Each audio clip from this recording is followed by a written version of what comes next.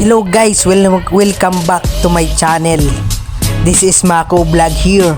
So ngayong araw na ito ay magdodrawing tayo ng about sa ating course. Ang dodrawing natin ay informative sign sa road. So ang sisimulan kong dodrawingin ay ang tinatawag na madulas na daan. Yan ang madulas na daan na krasada. So ngayon, itong sign na ito ay madalas mong makikita sa mga walang sementong daanan. At makikita mo ito sa mga madudulas na daan, katulad na lang ng mga maputikin na daan. So ito'y babala sa mga turista na mahiling mag-road sa mga probinsya na walang mga semento. Ay hala, at asimulan ko ng drawingin at baka drawingin pa ng iba ay mahirap na.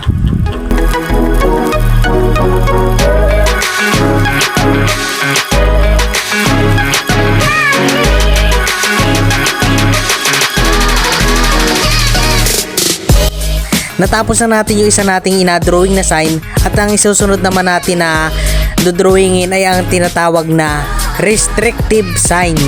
Yan naman ang isusunod nating dodrawingin. At ang ibig sabihin yan ay bawal umovertake sa mga likuin at higit na pinagbabawal talagang umovertake lalo na sa mga curve o tinatawag na kurbada. Higit na makikita mo ito sa mga talagang paliko na daan na talaga. At ito'y sign para maghudyat sa mga turista na magdahan-dahan sa mga palikuin kasi madali ang disgrasya sa mga curve o kurbada.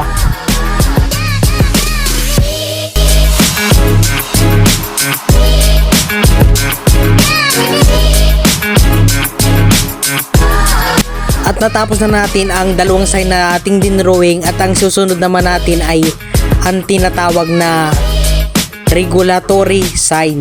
Yan naman yung ibig sabihin na bawal ang truck, bawal ang pwede lang ang pumasok doon ay mga maliliit na sasakyan katulad ng mga kotse, mga motor, mga bike. Yun lamang ang pwedeng pumasok doon. At bawal ang mga truck na matataas, na malalaki. Kaya bawal ang mga truck doon kasi baka mayroong mga wire na mga sa kuryente na baka sumabit sa taas. Kaya pinagbawal ang matataas na sasakyan katulad ng mga truck. At natapos na natin ang tatlong sign